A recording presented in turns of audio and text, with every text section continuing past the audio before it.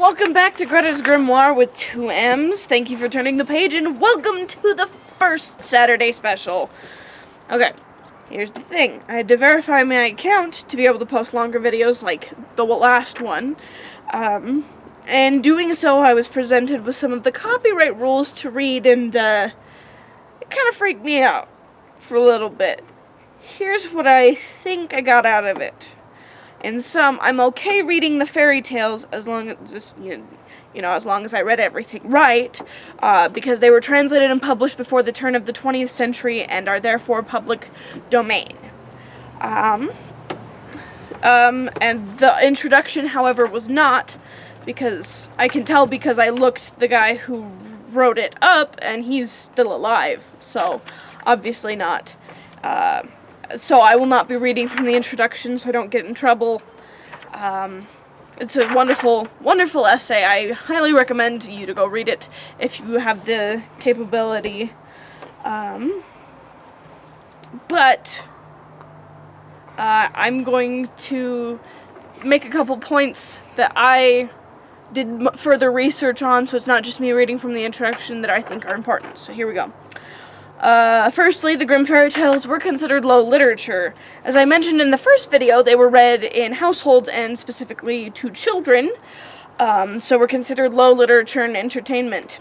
Do you know what else was considered lowbrow entertainment in its time? The works of William Shakespeare.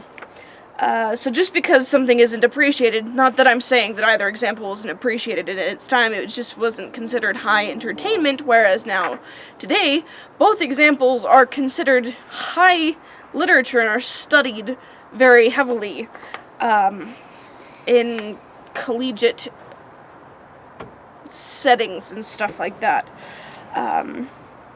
And so that because they were considered low literature in their time doesn't mean that that it's not good, and just because fairy tales were written for children does not mean that you can't learn anything from them.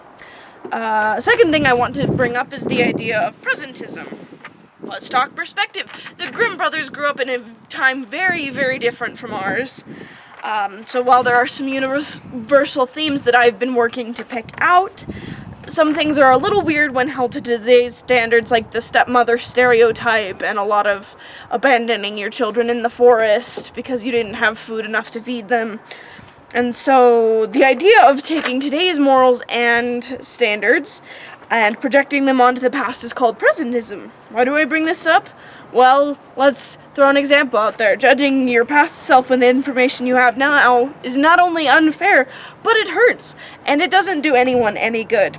So, use the information we have now, look back and say, we were doing the best we could.